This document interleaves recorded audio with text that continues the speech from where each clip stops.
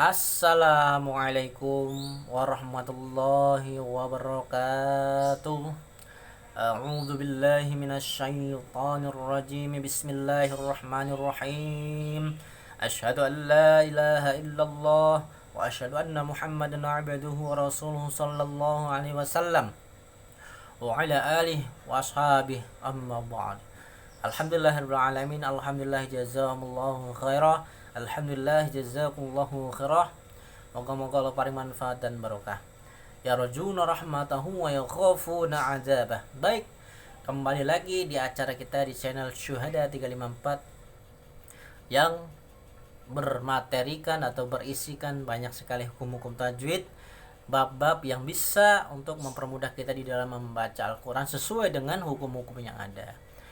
Oke, kali ini mudah-mudahan semuanya kapanpun dan bagaimanapun keadaannya, supaya teman-teman semua para jamaah dimanapun berada supaya selalu dilindungi oleh Allah, selalu dalam hidayah Allah, jangan sampai keluar dari koridor-koridor peraturan Allah Rasul, jangan sampai kita terpengaruh akhirnya naudzubillah min dzalik ya, masuk neraka. Kita pertahankan hidayah ini sampai ajatul mati kita masing-masing supaya kita bisa sama-sama masuk surga selamat dari neraka. Oke, kali ini kita akan membahas dua hukum tajwid, yaitu mat arid li sukun dan hukum mat iwad. Nah, dua-duanya yang kita bahas kali ini. Jangan lupa sebelum kita mulai, tombol like diklik, tombol like, terus komen dan subscribe, dan bunyikan tombol lonceng supaya tidak ketinggalan video dari kami. Oke, kita masuk ke materi hukum yang pertama, hukum mat arid li sukun. Hukum mat arid li sukun ini bahasa Arab ya. Mat arid li sukun. Mat artinya panjang, arid artinya bertemu, li sukun dimatikan karena diwaqaf. Panjang bertemu dimatikan karena waqaf. Arti penjelasannya adalah mat arid li sukun itu yaitu memanjangkan bacaan pada saat waqaf di akhir maupun di tengah kalimat ayat, yaitu sebelum huruf terakhir ada matobi'inya, dibaca 1 alif, 2 alif atau 3 alif ya, seperti itu. Jadi kuncinya mat arid li sukun itu memanjangkan bacaan pada saat waqaf, pada saat berhenti di akhir maupun di tengah kalimat. Nah, ciri-cirinya ada huruf matobi'i sebelumnya, itu sebelum berhenti, sebelum waqaf itu ada matobi'i. Kita lihat ke contohnya. Dibaca panjang satu alif boleh, 2 alif boleh, 3 alif boleh. Kita lihat nomor 1 contohnya ada lafaz bismillahirrahmanirrahim. Rahim ini dibaca panjang, mat arid li sukun 1 alif, 2 alif, 3 alif. Kenapa? Karena di sini ada mat tabi'i ya, di akhir kalimat. Nah, dipanjangkan sepanjang 1 alif boleh, 2 alif boleh, 3 alif boleh. 1 alif itu sama dengan 2 harokat. 2 harokat sama dengan 2 ketukan ya. Kalau 2 alif itu sama dengan 4 harokat. 4 harokat sama dengan 4 ketukan. Kalau 3 alif sama dengan 6 harokat. 6 harokat sama dengan 6 ketukan. Kita masuk seperti ini. Contoh baca 1 alif. Bismillahirrahmanirrahim. Rahim, 2 ketukan, rahim. Atau 2 alif 4 harokat, 4 ketukan. Bismillahirrahmanirrahim, 4 ketukan atau 4 harokat atau 2 alif. Atau boleh 3 alif, bacanya seperti ini, 3 alif atau 3 harokat atau 3 alif sama dengan 6 harokat. 6 harokat sama dengan 6 ketukan. Seperti ini contohnya. Bismillahirrahmanirrahim. Boleh sampai 6 harokat atau 3 alif. Ya, bacanya panjang. Terus lagi ada lafaz alhamdulillahirabbil alamin. Alamin. Minnya ini panjang, 1 alif boleh, 2 alif boleh, 3 alif boleh. Ini namanya mat arid li sukun, biasanya di ujung kalimat adanya ya. Bacanya 1 alif, contoh Alhamdulillahi rabbil alamin. Satu alif. Kalau yang dua alif atau empat harokat atau empat ketukan, Alhamdulillahi rabbil alamin. Empat ketukan. Atau yang enam ketukan, tiga alif. Alhamdulillahi rabbil alamin.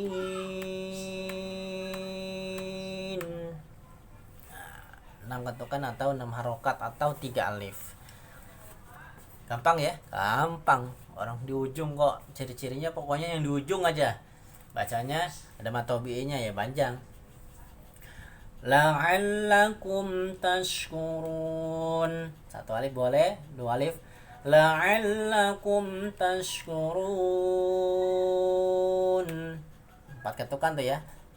Ya kira-kira saja. Kira-kira empat ketukan seperti apa? Tak, tak, tak, tak. Nah. Ya, atau tiga alif. La'allakum tashkurun. Nah, terus lafaz waja'alnaha rujuman lisyayatin. Tinnya panjang. Satu alif boleh, dua alif boleh, tiga alif boleh. Contoh. Waja'alnaha rujuman lisyayatin. Satu alif tuh. Yang dua alif. Waja'alnaha rujuman lisyayatin. Itu yang dua alif atau empat harokat atau empat ketukan. Yang tiga alif.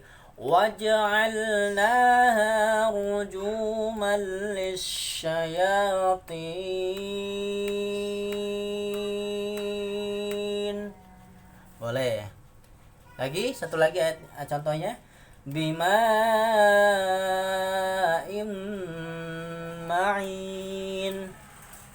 Itu alafat satu alif. Dibaca panjang satu alif boleh. Ma'innya ini, ma'in satu alif boleh. Atau dua alif sama dengan empat harokat, empat ketukan. Bima'in ma'in.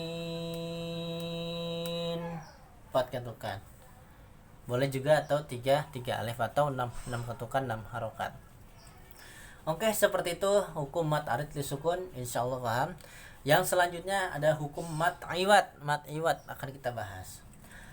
Mat iwat yaitu mengganti tanwin nasab dengan alif mat ketika wakof, dibaca panjang dua harokat.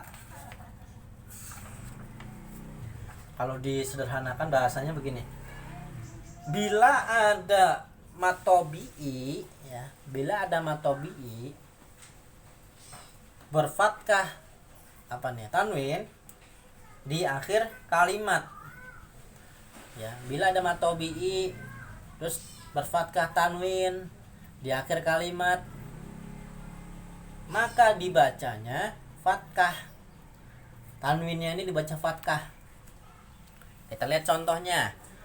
Ada lafaz wakilan, berhenti wakila, dibaca wasol wakilan.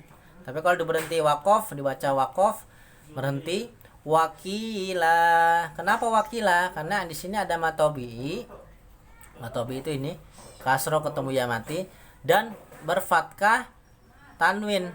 Ini fatkaten, maka dibaca fatkah seperti ini. Jadi kalau berhenti atau wakof bacanya jadi la satu alif atau dua harokat. Wakilan jadi wakila.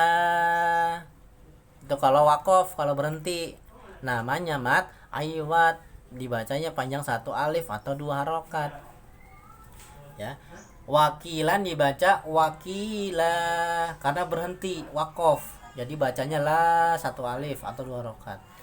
Contoh lagi, ada lafaz maf'ulan dihukumi mat iwat. Kenapa mat iwat? Karena ada matobi'i dan depannya ada bernasab fatkaten. atau tanwin, maka ketika waqaf dia dibaca menjadi fathah. Maf'ulan dibaca maf'ula, maf'ula. Ya, seperti itu kalau waqaf ya. Kalau waqaf maka dia akan dibaca la, bukan lan lagi. Kalau dia berhenti maka dibaca menjadi huruf fathah, satu alif. Bacanya maf'ula. Itu ya. Oke, lagi contoh lagi ada lafaz ajulan. Ajulan. Lan ini bila waqaf, bila berhenti maka dibaca la atau fathah. Ya. Bukan lan lagi, bukan fathah ten, maka dibaca la kalau dia berhenti atau waqaf. Ajulan dibaca ajula. Bacanya panjang, satu alif atau dua harokat. Terus lagi lafaz dolalan. Karena dia waqaf, karena dia berhenti, maka lannya ini fathah ten ini diganti menjadi fathah panjang, satu alif. Dolalan jadi dolala, satu alif. Dolala.